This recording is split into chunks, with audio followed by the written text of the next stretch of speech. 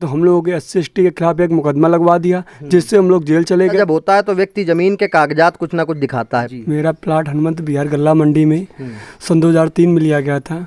उत्तर प्रदेश में इस समय भारतीय जनता पार्टी की सरकार है और ये सरकार कहीं ना कहीं अपने राजस्व विभाग के अधिकारियों की तारीफों के पुल बांधते नहीं थकती है, जिनका कहना है कि कहीं भी भूमाफिया, बाहुबली यदि किसी गरीब की ज़मीन को और सरकारी ज़मीन को कब्जा करते नज़र आते हैं, तत्काल प्रभाव से उनके ऊपर बुलडोजर के द्वारा कार्रवाई कर दी जाती है।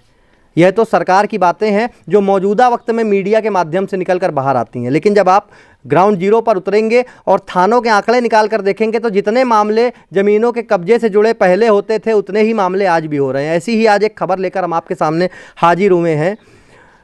बीते 15 दिन पहले कानपुर के थाना हनुमंत विहार में दिनेश भदौरिया नाम के एक युवक की संदिग्ध परिस्थितियों में मृत्यु हो जाती है। परिवार का आरोप था कि पुलिस कस्टडी में इतनी पिटाई कर दी गई कि युवक की मृत्यु हो गई। ये मामला है कि शुरुआत होती है आज से तकरीबन 20 साल पहले। गल्ला मंडी क्षेत्र में इनके द्वारा एक प्लाट खरीदा जाता है, जिसमें एक किदवई नगर क्षेत्र की रहने वाली प्रीति वर्मा नाम की महिला, जिसने विवाद प्रकट कर दिया और इनका ये ज़मीनी विवाद लंबे समय से चला आ रहा था और हाल फिलहाल फैसला भी दिनेश भदौरिया के फेवर में न्यायालय के माध्यम से आ चुका था। लेकिन इसमें राजनीतिक गतिविधियां भी देखने को मिली और कहीं ना कहीं बाहुबली होने का वर्चस्व भी देखने को मिला। प्रशासन भी कहीं ना कहीं बाहुबली के दबाव में आता हुआ नजर आया, क्योंकि इस मामले में एक उप निरीक्षक गल्ला मंडी में तैनात अशोक सिंह लाइन हाजिर किए गए हैं, जबकि 302 का जो मुकदमा लिखा गया है उसमें वो नामजद हैं। अब क्या कानून के लिए जो कानून का प्रावधान है वो दूसरा है और आम आदमी के लिए दूसरा है? क्या वर्दी धारण करने के बाद 302 का जो आरोपी है वो जेल नहीं जाएगा, उसे लाइन हाजिर किया जाएगा? यह तो खैर न्यायालय के बीच में मामला है और प्रशासन की गतिविधियों पर निर्भर करता है कि वो क्या करती है। प्रीति वर्मा और उनके चाचा और उनके भाई को इस प्रकरण में जेल भेजा गया है, वहीं बाकी लोग फरार हैं और प्रशासन इस मामले में लीपापोती करने में जुटा हुआ है और कोई कड़ी कार्रवाई इस प्रकरण में अब तक नहीं करी जा रही है। आज हम लोग मौजूद है दिनेश भदौरिया जी के आवास में। हमारे साथ में उनका पुत्र है, उनकी पत्नी है और भी परिवार के लोग हैं। आइए उनसे आपकी बात कराते हैं और जानते हैं कि पूरा प्रकरण क्या है। क्या नाम है आपका? मेरा नाम प्रीति है।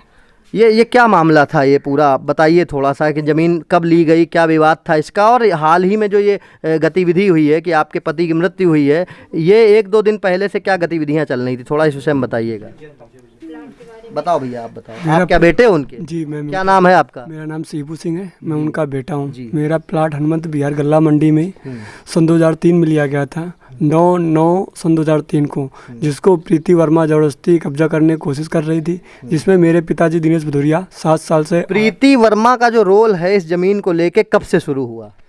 आज के 3 साल पहले से, जो जब कुछ दिन लॉकडाउन के पूर्व लॉकडाउन लगा था तो मेरे पिताजी सब्जी की आड़त करते थे वहीं पे। 7 साल से आड़त चल रही थी, जिसको लेकर लॉकडाउन लग गया तो पिताजी मेरे जा नहीं पाए 3 दिन, शुक्रवार शनिवार संडे। उसी बीच में प्रीति वर्मा ने उस ज़मीन पे कब्जा। प्रीति वर्मा ने जब इस ज़मीन पे कब्जा किया था तो जाहिर सी बात है, कब्जा जब होता है तो व्यक्ति ज़मीन के कागजात कुछ ना कुछ दिखाता है, पेश करता है। उसके पास क्या कागज़ थे? आज तक कोई कागज़ कोई नहीं है। जब लोग वहाँ पहुँचे तो हम लोगों के SC/ST के खिलाफ एक मुकदमा लगवा दिया, जिससे हम लोग जेल चले गए 4 महीने। मेरे पापा, मेरे बाबा, मेरे चाचा लोग प्लस घर के जो भी मम्मी पापा दादी, सब लोगों को एक तरफ से मुकदमा लग गए और जिससे मेरी दादी लोग हाई कोर्ट के आदेश से मतलब जमानत से बाहर। आप लोगों ने इस ज़मीन को कब खरीदा था?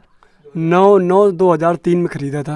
तो आप लोगों के खिलाफ आपके पास इस ज़मीन की रजिस्ट्री और सारे कागज मौजूद हैं? जी मेरे पास रजिस्ट्री, दाखिल खारिज, इंतखा पर्ची है, जिससे कि अभी 11 तारीख को कोर्ट से आदेश भी आया था। 11 अगस्त को कोर्ट के पक्ष से मेरे पास आदेश भी आया था। उसके बावजूद भी किसी ने मेरी कोई सुनवाई नहीं की और मेरे पिताजी को मतलब प्रीति वर्मा धमकी देते हुए कि आपको मरवा देंगे, आप ये प्लाट छोड़ दीजिए। एक बार नहीं, काफ़ी बार। अच्छा, ये थाने में जो ये गतिविधि हुई, आपके पिताजी थाने में किस लिए गए थे? अरे उनको फ़ोन करके बुलाया गया था। किसने फ़ोन करके बुलाया था? ये चौकी इंचार्ज का 1-2 दिन पहले फ़ोन आया था, जिसमें उन्होंने बुलाया था कि आप आइए, आपका काम किया जाएगा उसमें। और ये जो कोर्ट का आदेश आया था, इसको लेके मेरे पिताजी थाने गए थे। अच्छा। जहाँ पे प्रीति वर्मा, उनका पिता जगदेव वर्मा प्लस उसका भाई राहुल वर्मा, ये सब लोग वहाँ पे उपस्थित थे जब लोग वहाँ पहुँचे। 6 अगस्त। अच्छा, ये जो आपके पिताजी की मृत्यु हो गई है, इसमें हत्या का मुकदमा भी पंजीकृत हुआ है, प्रशासन ने इस पूरी घटना पे आपको क्या जवाब दिया था? अभी कुछ नहीं, बस ये बोले उचित रूप से आपकी कार्रवाई की जाएगी, जबकि किसी को भी 3 लोगों के बाद किसी को अरेस्ट नहीं किया गया। वो भी 3 लोग उसी जिस दिन पापा का मेरे ये सब हुआ है, ये लोग वहीं पे थे, इस वजह से उनको पकड़ लिया गया, उन्हीं को जेल भेज दिया गया, बाकी अभी तक किसी को जेल नहीं भेजा गया। तो जैसा आप देख रहे हैं कि मृतक का पुत्र हमारे साथ में है और उसने जिस तरीके की बात बताई है कि 2003 में ज़मीन खरीदी जाती है, सारे कागज़ कंप्लीट हैं और एक बाहुबली के हौसले इतने ज़्यादा बुलंद है कि कोई कागज़ वो नहीं दिखा रहा है, फिर भी मालिकाना अधिकार साबित करने में लगा हुआ है ज़मीन के ऊपर। और समझ लीजिए कि इतना बड़ा पुराना मामला, सन 2019 से एक महिला इस मामले में इन्वॉल्व होती है और जहाँ तक सूत्रों के हवाले से मिली जानकारी के अनुसार, जो हमें प्राप्त हुई है जानकारी, उसमें यह पता चला है कि इस युवती को कुछ लोग बोलते हैं कि एनजीओ चलाती है और कुछ लोग बोलते हैं कि लेडी डॉन है। इस तरीके के शब्दों का इसके लिए प्रयोग किया जाता है।